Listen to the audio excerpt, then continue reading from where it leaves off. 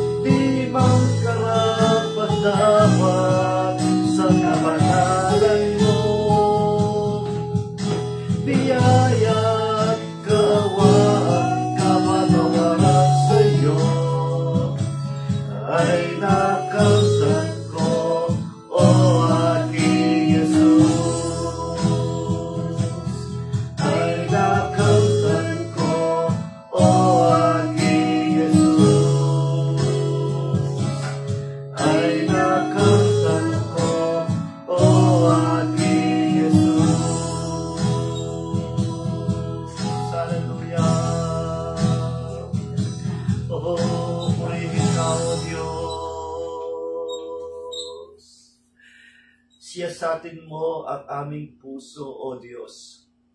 Wala kaming pwedeng itago, wala kaming pwedeng ilihim sa iyo.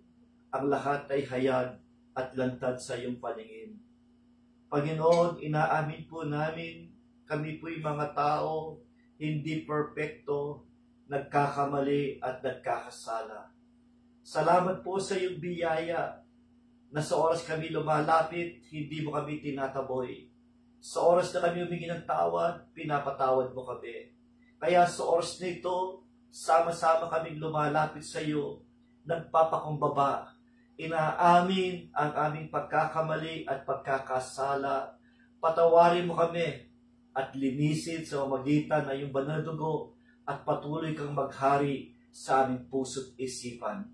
Salamat po sa iyong biyaya, salamat po sa iyong kapatawaran na binigay mo sa amin sa oras nito.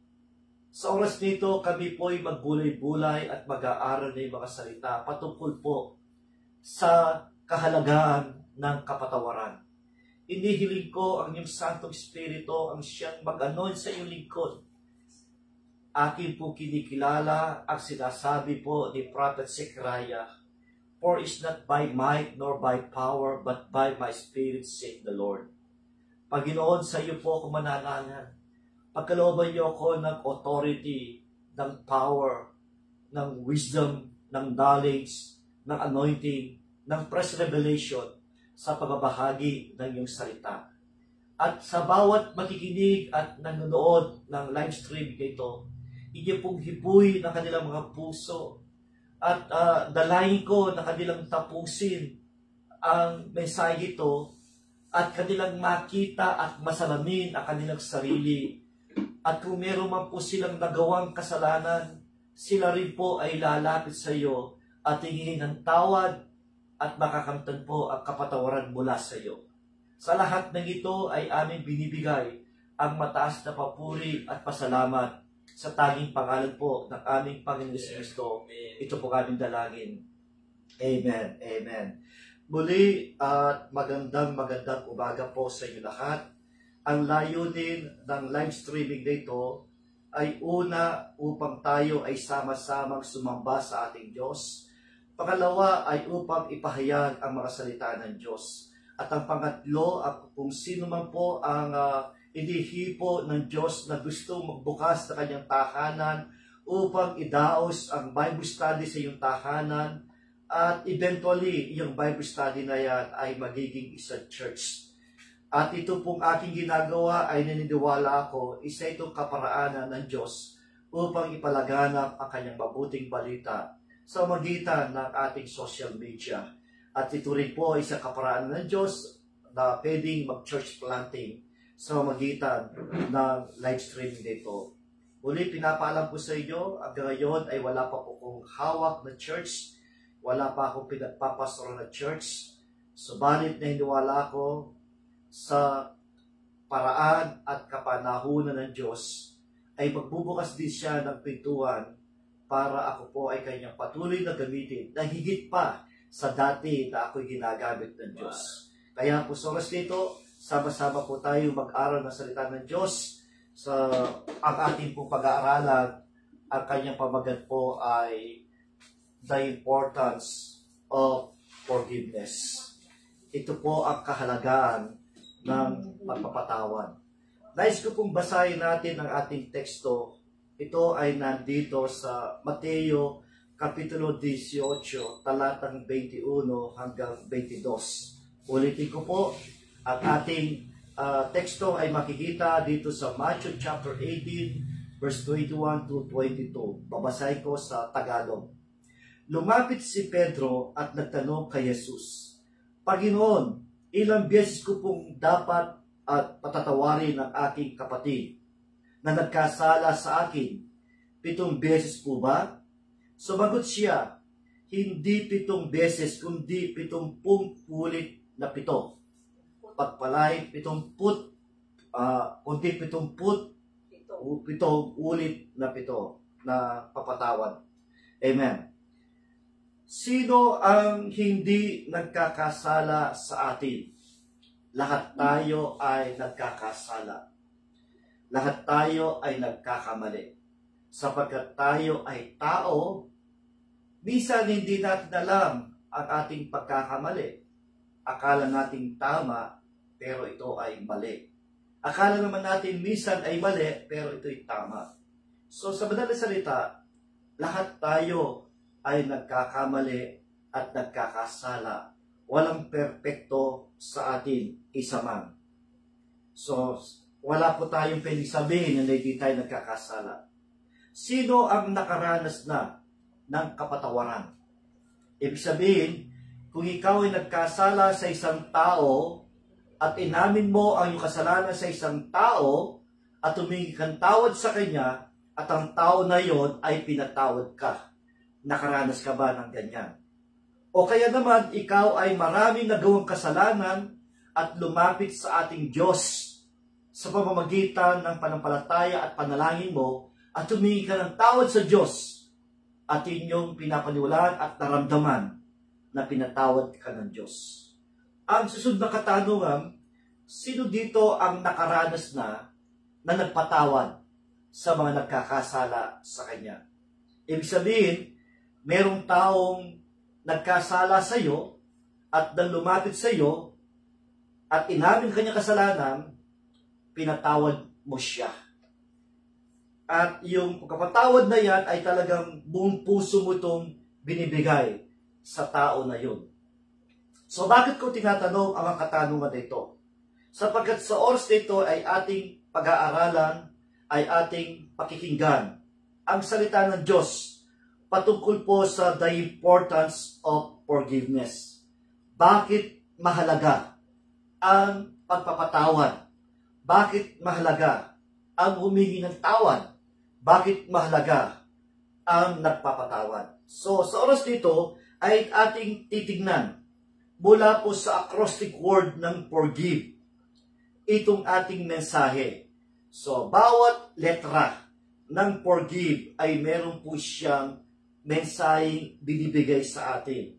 So, ano-ano ang mga ito na makikita natin the importance of forgiveness. So, number 1 is forgets. Ang sabi ng ating binasa sa Mateo 18:21 talatang 21 hanggang 22, lumapit si Pedro na tanong kay Jesus, Panginoon, ilang beses ko po bang patatawarin ang aking kapatid na nagkasala sa akin? 7 beses po ba? Sinagot siya ni Jesus, hindi 7 beses, kundi 70 ulit na 7. So, 7 times nating patatawarin. Amen. So, malinaw naman, Sister Kat, nakasulat naman sa Biblia yung aking sinulat dyan. Amen.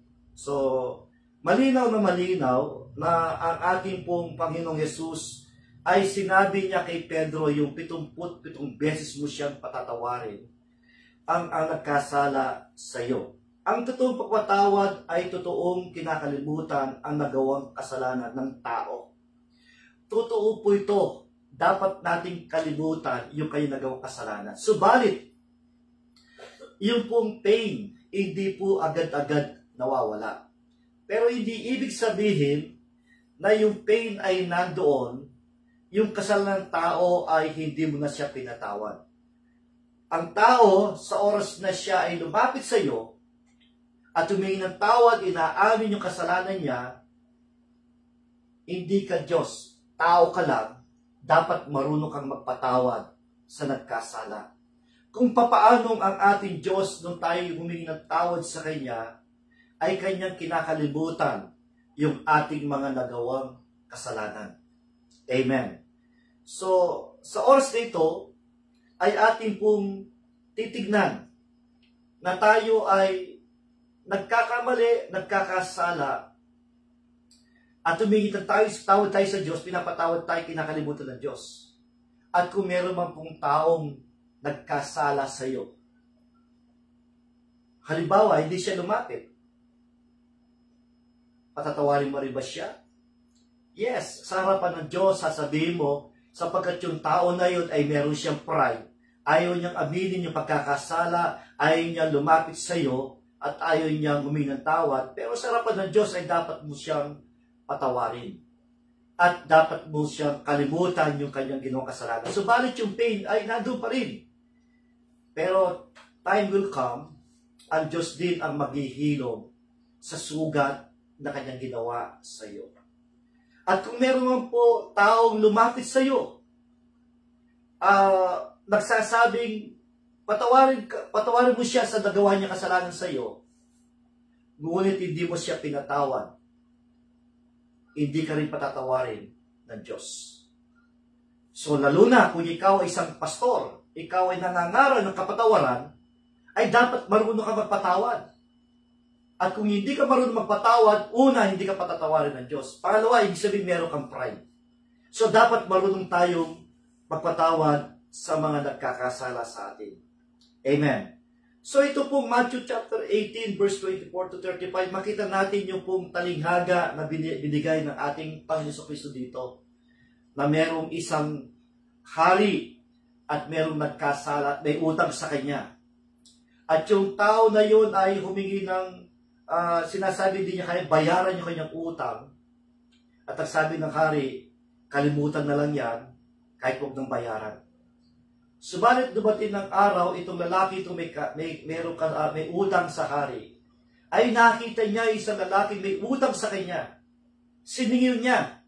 Sinabi ng tao, wala siyang ibabayad. Anong ginawa niya? Pinugbog niya at pinakulong. Ibig sabihin, kung ikaw ay pinapatawad ng Diyos, dapat marunong ka rin magpatawad. Amen. So let us accept the fact that sometimes it's very difficult to forgive, especially if he or she commits sins against us, is very painful. Totoo, mahirap, masakit yung kanyang ginawa sa iyo. Pero kailangan mo siyang patawarin. Yes, nandiyan yung pain. Pero dapat mo siyang patawarin sa ginawa niyang kasalanan para makamit mo yung kapatawaran mula sa Diyos at makamit mo rin yung hustisya ng ating Diyos. But we need to forgive. Sabi na Matthew 6:14, for if you forgive other people when they sin against you, your heavenly Father will also forgive you. So whether that person who wronged you deserves forgiveness or not is not the central issue. So the central issue is you doing the right thing.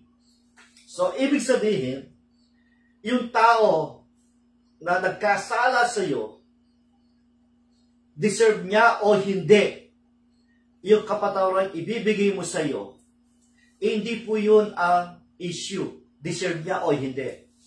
Ang tama ay yung gawin mo yung tama.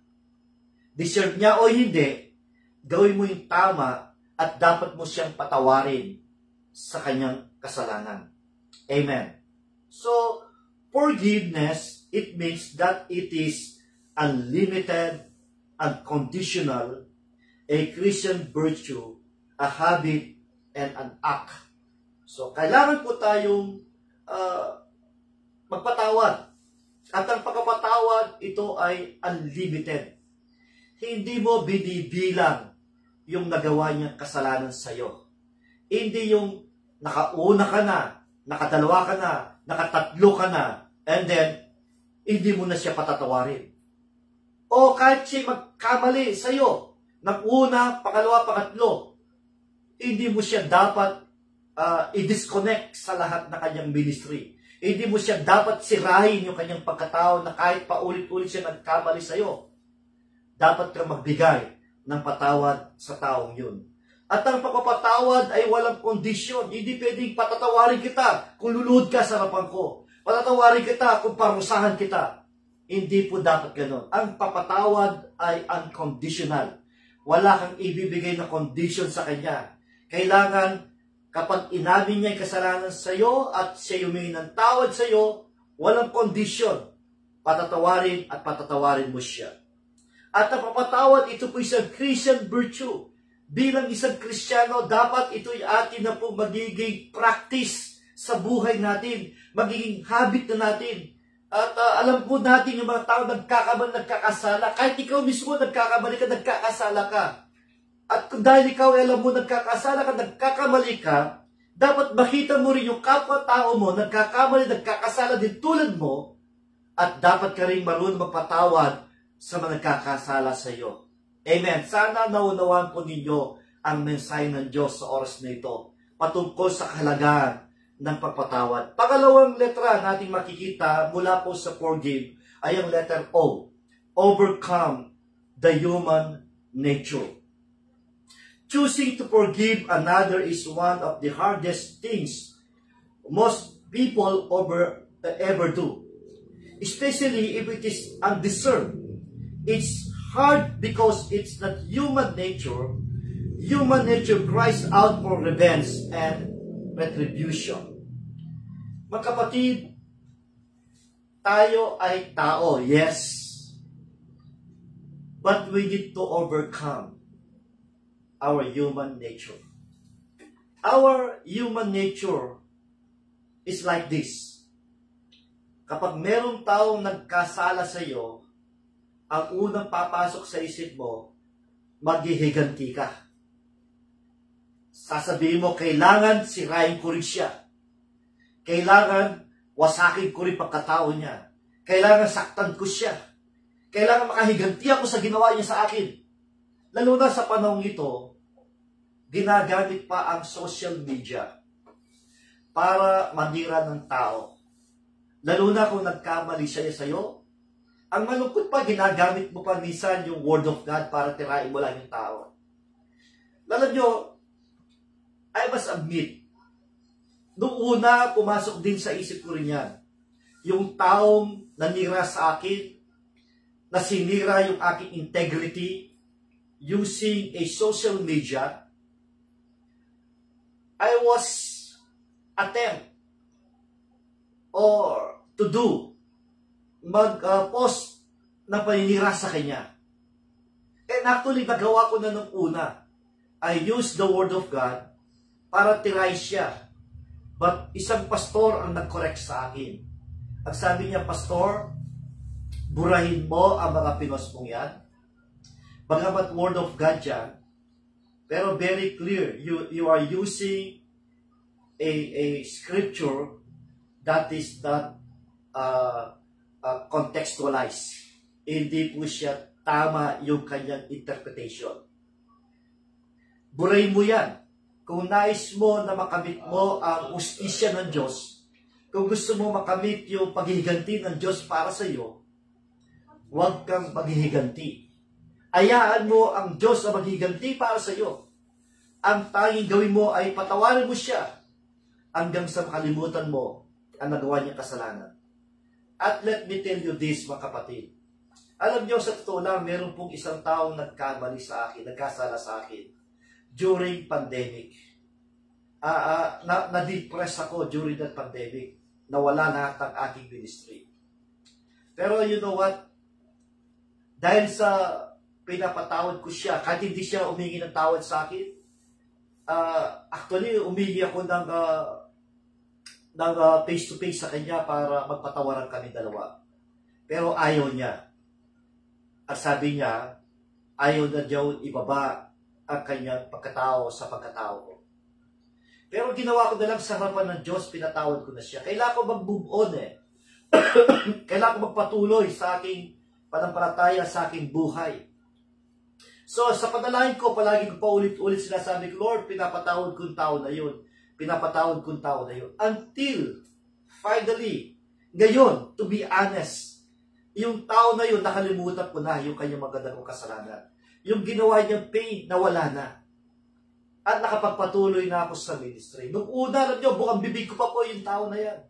Pero ngayon, totally, burado na yung mga nagawa niyang pagkakamali sa akin, mga nagawa niyang kasalanan. Kaya kung magkita kami sa daan, wala na kami dapat pag-usapan. Yayakapin ko na lang siya at sasabihin, salamat. So, ibig sabihin yan, kung ikaw ay nagkamali, nagkasala, pwede ka humingi ng tawad sa tao, pwede mo ma-overcome. Hindi mo na kailangan na maghiganti sa tao nagkasala sa iyo. Huwag mong gamitin ang social media. At huwag mong gagamitin ang Word of God para tirain mo ang kapatid mo. Especially kapwa Kristyano mo. Especially kapwa pastor mo pa. Huwag mong gagamitin ang social media para sirain ang integrity ng tao na yun. Huwag mong gagamitin ang Word of God para tirahin mo ang tao na yun. Alam ng Diyos ang kanyang gagawin. But why we get stuck in human nature? Bakit tayo na-stuck sa ating human nature? Kasi pinapractice natin eh. Kasi yun ang naging mindset na natin eh.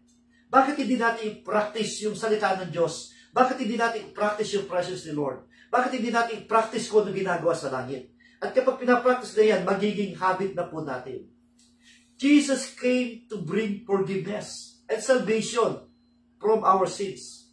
Ilagay natin sa isip natin, si Jesus ay pumunta dito sa mundo ito para patawarin tayo at bigyan tayo ng kapatawaran. But He also came to save us from our human nature. Kaya meron po tayo tinatawag na maturity or spiritual growth. Ay ating pong dapat ma-overcome yung ating human nature. Ibig sabihin, yung character ni Jesus ay magiging character natin. Ito po yung definition ng spiritual growth. Ito yung definition ng maturity. To be like Jesus. Yun ang ating goal. At kapag yan ay ating pinapractice yung mga salita ng Diyos, pinapractice natin yung presence ni Lord, pinapractice natin yung pag-ibig until dumating yung oras, ma-overcome natin yung human nature. When we receive Him as our Savior, we receive a measure of His superhuman nature. Nung tanggapin natin si Jesus bilang Panginoon tagapagligtas, sinanggap natin yung kanyang superhuman nature niya, yung kanyang, yes, si Jesus is 100% human and 100% God. That time na nandito siya ay pinarusahan, pinako sa krus. At kung tayo ay tatanggapin natin siya, ay tatanggapin mo natin yung kanyang nature na yan.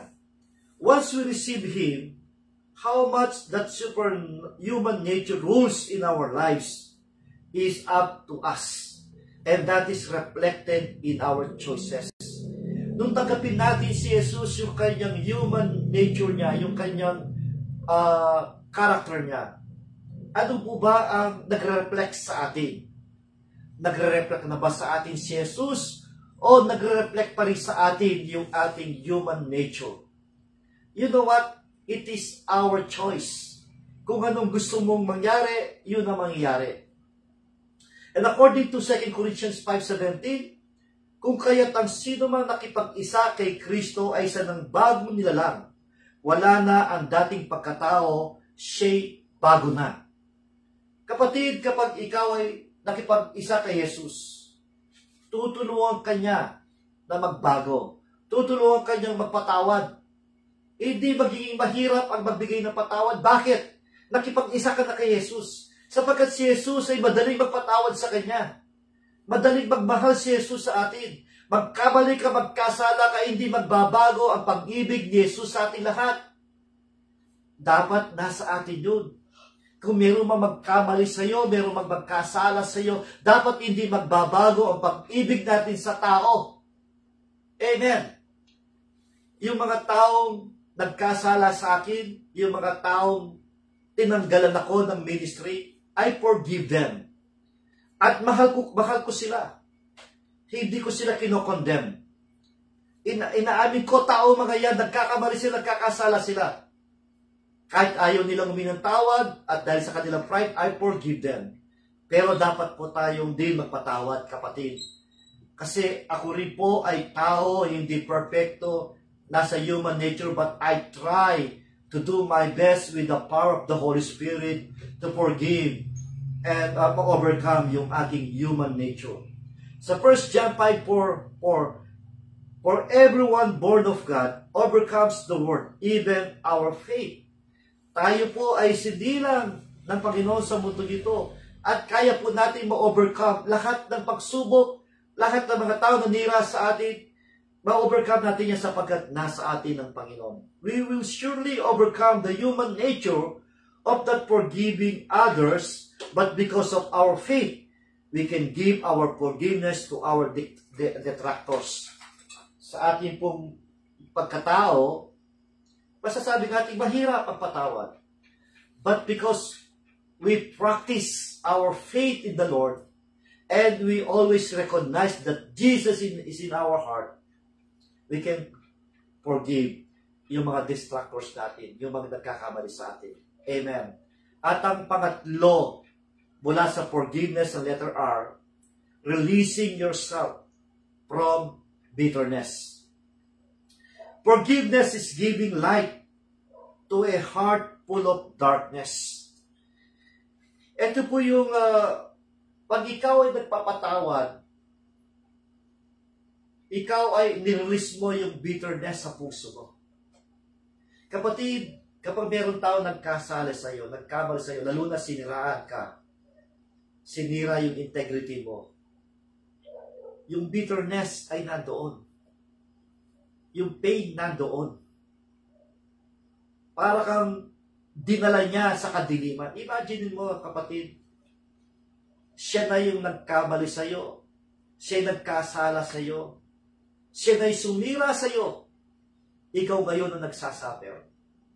Dapat di ba siya magsuffer? Pero dahil wala sa kanya si Jesus, dahil sa hindi niya na-recognize sa kanyang puso, yung paghihirap ng kanyang kapwa kapatid ay kaligayahin niya. Yung kapatid na tinanggalan niya ng ministry, masaya-masaya siya. Pero tanong, masaya kaya ang Diyos sa ginawa niya? Masaya kaya ang Diyos kapag ikaw ay nakapanakit ng kapwa mo? Masaya kaya ang Diyos kapag ikaw ay nanira ng tao? Maaari ikaw ay masaya, pero kailangan ng Diyos hindi masaya sa mali nating ginagawa. Lalo na yung kapwa Kristiyano mo, kapwa pastor mo, siniraan mo ng ministry, tinanggalan mo ng ministry, kailanman hindi masaya ang Diyos sa ginawa mong yan. Ikaw ay maging masaya, kasi ikaw yan eh. Pero ang Diyos kailanman hindi siya maging masaya. Kapag meron kang kapatid na siniraan, kapwa pastor mo siniraan mo, ang Diyos ang siyang maghusga sa iyo. Forgiveness is to set a prisoner free and discover that the prisoner was you. Tignan niyo po. Ang ganda na sinabi ni Lewis Smedes. Yung daw pagkapatawad ay pinapalaya mo yung nakakulong. At alam mo ba, malalaman mo kung sino nakakulong? Tayo pala yun. Ikaw pala yun. Kapag hindi ka nagpapatawad, kinukulong mo ang iyong sarili sa bitterness. Kinukulong mo ang iyong sarili sa painful, sa sakit na loob. Kinukulong mo ang iyong sarili doon sa sakit na ginawa sa iyo. Humingi man siya ng tawad sa iyo o hindi, you should forgive that person. Alam niyo, nung una, I must admit, merong dalawang tao na napakataas ang tingin ko sa kanila. Ginagamit sila ng Diyos. At nung magkamali sila sa akin, nagkasala sila sa akin, they ruin my integrity, they ruin my ministry. Kinulong ko ang aking sarili sa depression. Kinulong ko ang aking sarili sa sama ng loob. Kinulong ko ang aking sarili sa sakit. Pero, time will come, ang Diyos ay nangungusap sa atin. At may mga tao na aking nalapitan para ako i-counsel, pagsabihan, i-correct. And then, nag-decide ako para mapalaya ako sa bitterness, para mapalaya ako sa sakit ng loob. Pinapatawad ko na sila. Kahit hindi sila humingi ng tawad in front of God, I forgive them. Pinapatawad ko sila. Kaya ngayon po, kaya malaya na ako nakakapangaral sa salita ng Diyos. Yung una na nakit sa akin, almost 2 years akong hindi nangharal. Almost 2 years akong hindi nagturo because of kinulog ko ang aking sarili sa bitterness. Kinulog ko ang aking sarili sa sama na loob. At ngayon, itong pangalawa naman na nagkamali sa akin, it takes 4 months, at least mababa lang, hindi matagal.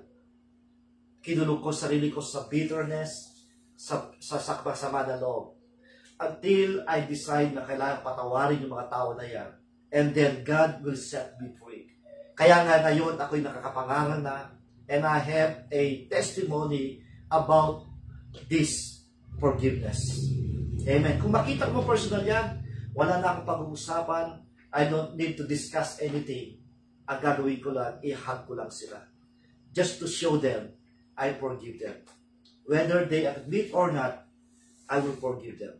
Ephesians chapter 4, verse 31 to 32, alisin na ninyo ang lahat ng sama ng loob, galit at puot. Huwag na kayong mambubuyaw, manlait, manakit ng damdamin ng kapwa. Sa halip, maging mabait kayo at maawain sa isa't isa at magpatawaran tulad ng papatawad sa inyo ng Diyos sa pamamagitan ni Kristo. Wow, ang ganda ng mensahe ito. Ephesians chapter 4 verse 31 to 32. Ephesians chapter 4 verse 31 to 32. Alisin na ninyo ang lahat ng sama ng loob, galit at puot. Huwag na kayong mambubulyaw, manlait at manakit ng damdamin ng kapwa. Sa halip, maging mabait kayo at maawain sa isa't isa at magpatawaran tulad ng pagpatawad sa inyo ng Diyos sa magitan ni Kristo. Amen. Forgiveness is not something we do for other people. We do it for ourselves to get well and move on. Yung tao na nakit sa'yo, nagkasala sa'yo, ay pinatawad mo siya. At ang pagbigay mong patawad sa kanya, hindi lamang para sa kanya, kundi para sa iyong sarili, para ikaw ay makapag-move on. And I thank God, nung malaman ko ang mensahe ito, na kailangan patawarin yung mga tao na yun, then, nakapag-move on ako. That's why I am now praying, I am now planning to start a new church. At meron na nga ngayong pangalan. At ang pangalan ng church na ngayon, aking pong itatayo sa tulong at pangunan ng Diyos sa akin, Connected to Jesus Family Church. Amen. So nobody can disconnect me to the ministry of God, because I declare by the name of Jesus that I am connected to Jesus.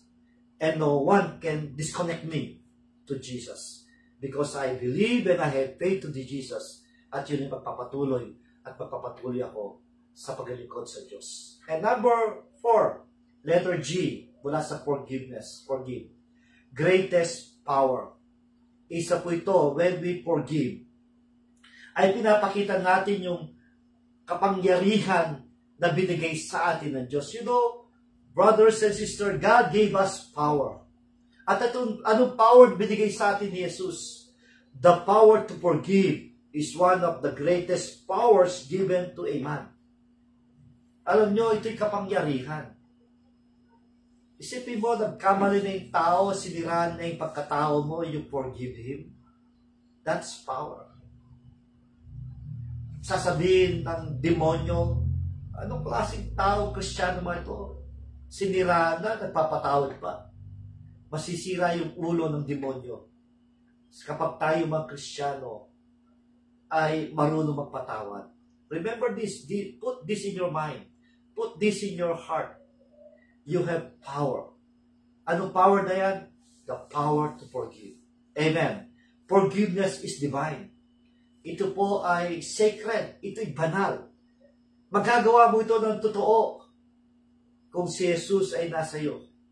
Ang sabi ng Lucas chapter 5 verse 21, sa loob-loob ng mga Skriba at Pariseo, Sino ito nagsasalita ng kalapastangan sa Diyos? Hindi ba Diyos lamang ang makapagpapatawad ng kasalanan? Sino tinutukoy nila? Si Jesus. Sapagkat si Jesus ay papatawad sa mga nagkakasala. Hindi ba sila humingi ng tawad? Pinapatawad sila. Remember, si Jesus ay nakapako sa krus. Ano yung unang sinabi niya? Father, forgive them for they do not know what they are doing. Yung mga tao na sa lalim doon, humingi ba sila ng tawad? Meron ba doon sa mga tao doon na humingi ng tawad? Wala. Ano sinisigaw ng mga tao? Crucify Him! Crucify Him! Pero anong sabi ni Jesus? Father, forgive them. Pinapatawad ni Jesus yung mga tao nagkasala sa Kanya kahit hindi sila ibigin ng tawad. Kapatid, kung meron nagkasala sa iyo, kahit pala hindi sila humingi ng tawad sa iyo, you have the power to forgive them. Pwede mong sabihin sa Diyos, Ama, pinapatawad ko po siya sapagkat hindi niya alam ang kanyang ginagawa. And I believe yung mga tao nanira sa akin, yung mga tao sumira sa akin pagkatao, pinapatawad ko sila sapagkat hindi nila alam ang kanilang ginagawa. Amen. Ganun din po, pwede nyo sabihin, patawarin po natin sila. Sabi ng Lucas 5:24, patutunayan ko sa inyo na ang mga anak ng tao ay may kapangyarihan dito sa lupa na magpatawad ng mga kasalanan. Si Jesus ay mayroong kapangyarihan magpatawad. Kung dahil si Jesus ay nasa atin, we have also the power to forgive. Amen. Kahit hindi sila humingi ng tawad sa iyo, you have the power to forgive. Amen. At mas maganda, yung tao na yun, gusto niya ma-release, lumapit siya, humingi ng tawad. Ako po, hindi ako perfect, magkakamali ako. Doon sa tao na nanira sa akin, marahil nagawa niya yun. Dahil may magkakamali ako. I admit may pagkakamali ako. Maaari sa tingin niya ay meron akong nagawang disrespectful sa kanya.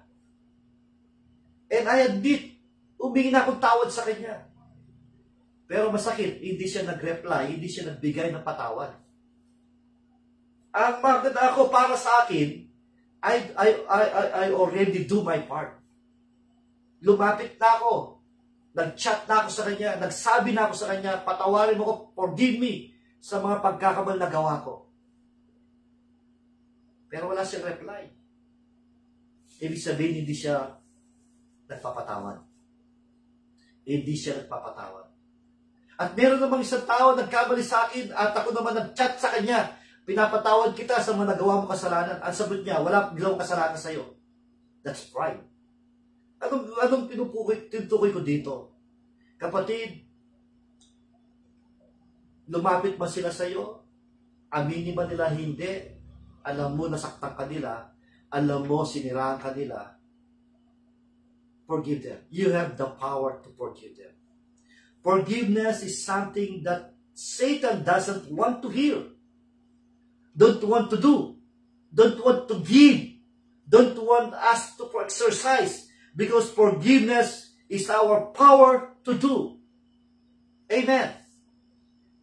Si Satan ayaw niyang i-practice natin yung paghingi ng tawad at pagpapatawad. Ayaw ni Satan na tayo nagpapatawad.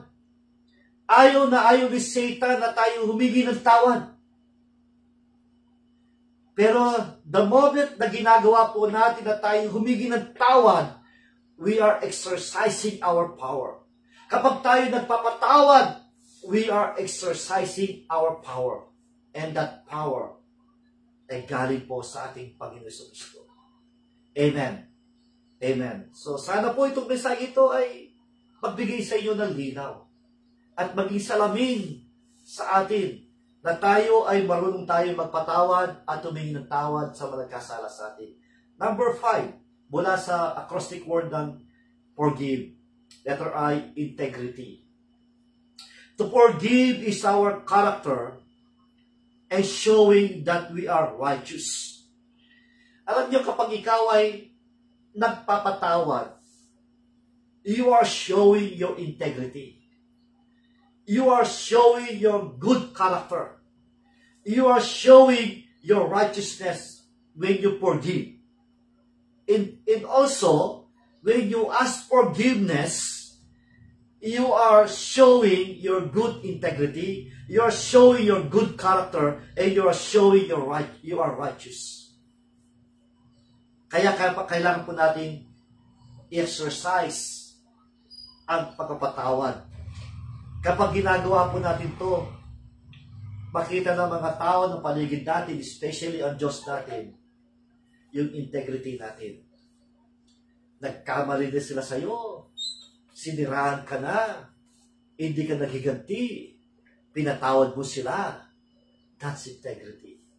O maaring nalaman nila, nagkamali ka, nagkasala ka, humingi ka ng tawad, nagpakumbaba ka. That's integrity. At pinapakita mo yung good character. Pinapakita mo yung katuwiran mo sa harapan ng Diyos at sa harapan ng mga tao. Ang sabi ng Titus chapter 2, verse 7 to 8, in everything, set them an example by doing what is good. In your teaching, show integrity, seriousness, and soundness of speech that cannot be condemned, so that those who oppose you may be ashamed because they have nothing bad to say about us. Wow, ganda na sinabi ni Pablo kay Titus. Amen. In short, we should practice our preaching. We need to walk the talk. Kailangan natin gawin yan. Nangangarap tayo ng patawad, dapat marunong tayo magpatawad. Nangangarap tayo ng pagpatawad, dapat marunong tayo humingi ng tawad. Amen. Hindi dapat mahirap. Lalo na kung nasa iyo si Jesus. Lalo na nasa iyo ang Holy Spirit. Nasa iyo yung fruit of the Holy Spirit. Magiging madali ang humingi ng tawad at madali ang magpatawad. Amen. Amen. Number 6. Victory, letter B, para sa forgive. Victory over our enemies. Sabi ng Luke chapter 6, 35-36, but love your enemies and do good and lend, expecting nothing in return. And your reward will be great. You will be sons of the Most High. For He is kind to the ungrateful and the evil, and be merciful, even as your Father is merciful. Amen. So, magkapatid, kapag tayo nagpapatawad, nagkakaroon tayo ng victory laban sa mga kaaway. Nagkaroon tayo ng tagumpay kapag tayo nagpapatawad. At kung ikaw yung umigi ng tawad, nakita mo nagkamali ka, nagkasala ka because you are human and you are not perfect, but later on, you will discover your mistake, your sin, and then umigi ka ng tawad, that is victory our enemies. To forgive is giving victory over our enemies because we demonstrate the love and mercy of God to others. Ganyan po nanalo si Jesus Para matalo niya ang mga kalaban niya, ginamit niya yung love and mercy. Kaya kapag tayo nagpapatawad, pinapakita natin yung tagumpay laban sa mga kaaway. One of the strategies of Satan is to give a callous heart, not to forgive. But if we forgive, we become victorious. Isa sa strategy na ginagamit ni Satan, yung binibigay ng kalyo, yung puso ng mga tao, para huwag magpatawad at huwag humingi ng tawad. Yun ang gusto ni Satan Kaya minsan yung mga iba pang pastor, yung mga Kristiyano, nagkakaroon ng forgiveness, pero hindi sila marunong magpatawad, meron ng kalyus yung puso niya. Makapal na yung puso niya. Sapagkat hindi siya marunong magpatawad at hindi siya marunong humingi ng tawad. Amen. Hallelujah. Pero kapag tayo ay nagpapatawad, tayo nagkakaroon ng tagumpay. Amen. Amen. And then, panghuli po, letter A mula sa forgive, exhibit the love of God. Colossians chapter 3, verse 12 to 14, put on them as God's chosen ones, holy and beloved, compassionate hearts, kindness, humility, meekness, and patience, bearing with one another, and if one has a complaint against another, forgiving each other, as the Lord has forgiven you, as you also must forgive. And above all this, put on love, which binds everything together in perfect harmony. Wow! Sana yung mga pastor, Kristiyano, ay mabasa itong mga scripture nito para wag na po nating i-practice yung paninira ng integrity ng ating kapwa pastor. Huwag na po natin gamitin, sirain sila, tanggalin sila sa ministry.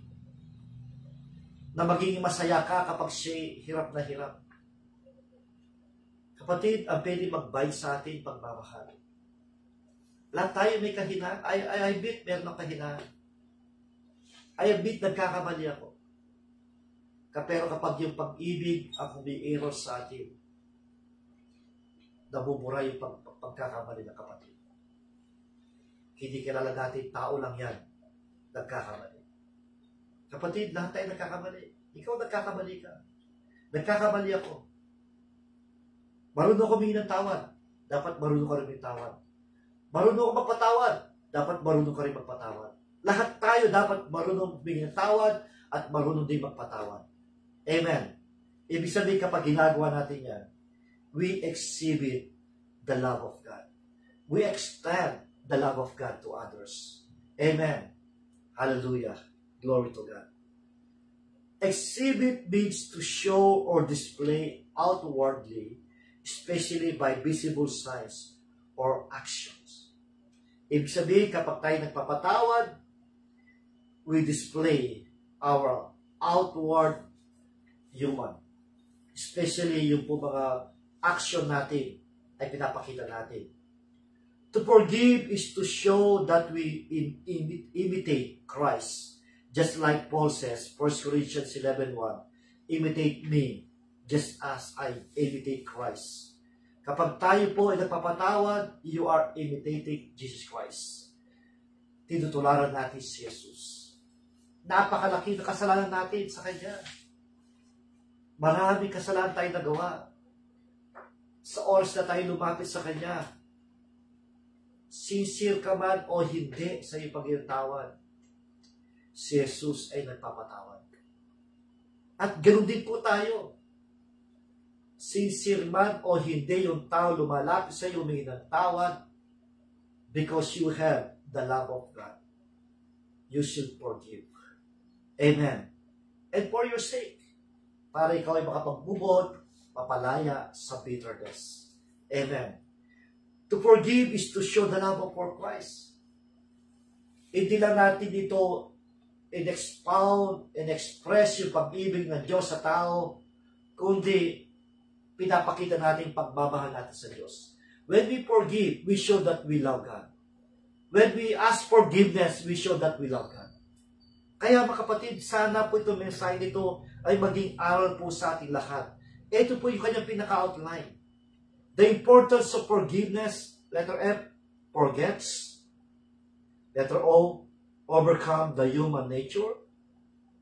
Letter R, release yourself. Letter G, greatest power. Letter I, integrity. Letter V, victory over our enemies. And letter E, exhibit the love of God. Amen. Ito yung kahalagahan ng forgiveness. Kapatid, sa oras nito, marahil ang Diyos ay nangusap sa iyo at merong mga tao nagkasala sa iyo. Ikaw ay may bitterness, may sama na loob. Marahil, yung tao na yun, may pride, ayaw lumapit sa iyo, ayaw may tawad sa iyo. And for your sake, forgive that person. para mapalaya ka. Lumapit ba sa iyo o hindi? In front of God. Like what Jesus did at the cross. He said, Father, forgive them, for they do not do what they are doing. So ganun din po gawin natin. Patawarin po natin sila sapagkat hindi nila alam ang kanilang ginagawa. At kung ikaw naman kapatid ay nagkasala, nagkamali, huwag mo nga yan na lambunin ka ng pride. Walang may tutulong sa iyong pride. Pawasakin yung relationship, pawasakin ang pagkatao mo ng pride.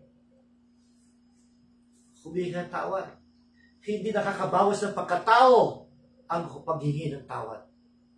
Nakakatulong sa iyo kapag ikaw ay humingi ng tawad.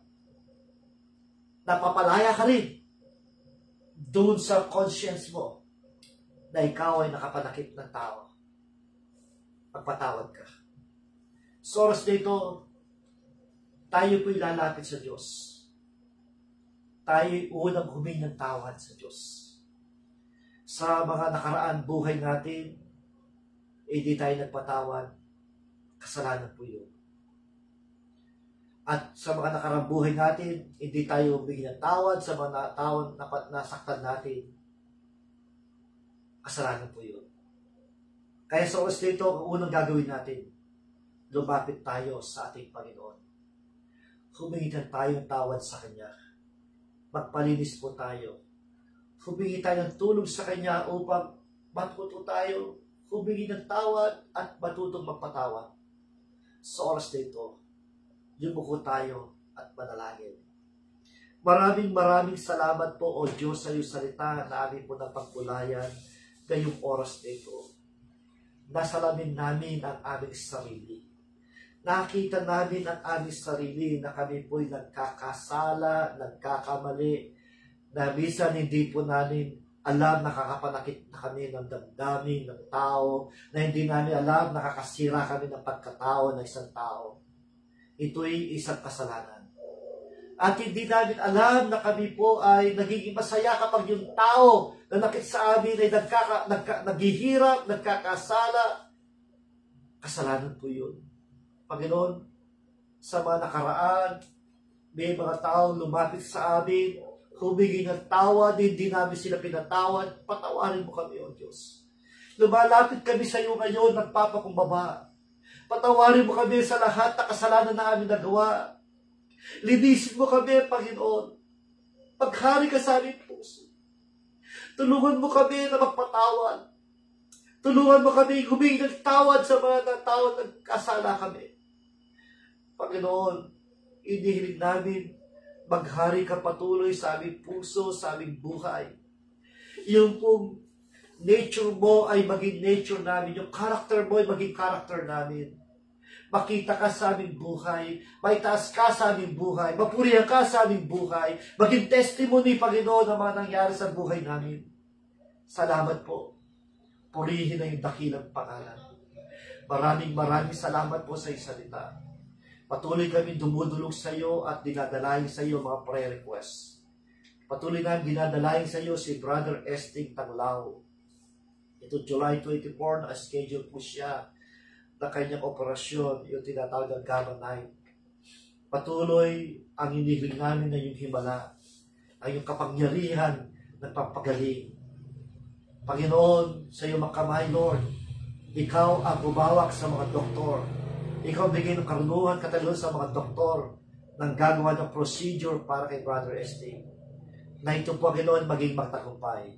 At sa magitan ng aming panampalataya, and we declare victory sa operasyon na gagawin kay Esting. We thank you, Lord, sa tagumpay ng operasyon na gagawin sa kanya. Salamat, Panginoon. Patuloy mo i-provide yung kanilang gastusin na kanilang pangailangan pinansyal sa iyong sariling kaparaanan, ipagkaloob mo lahat ng ito, O Diyos.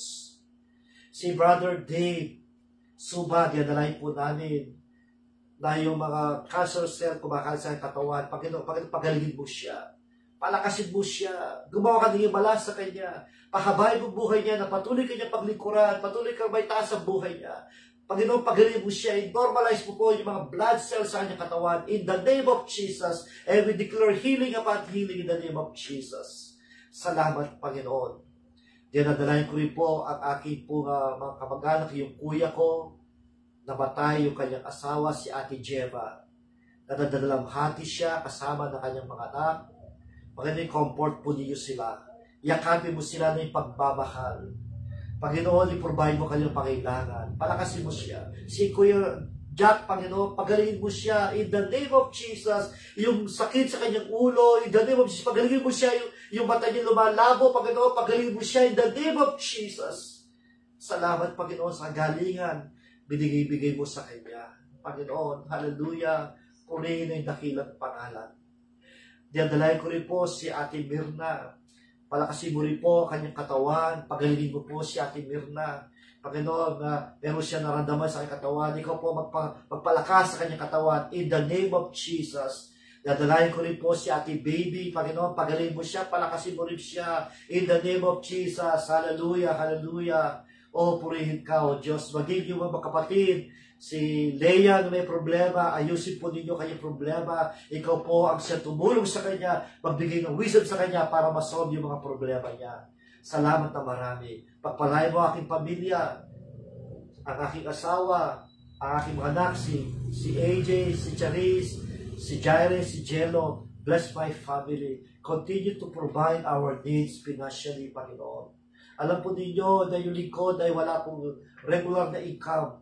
But I trust you, Lord, na ikaw ang mag-provide na kayong pangailangan. We thank you, Jesus Christ. We thank you, Lord. Salamat po. Purihin yung dakilang pangalan. To God be the glory. In Jesus' name we pray. Amen. Amen. Maraming salamat po sa iyong pakikinig.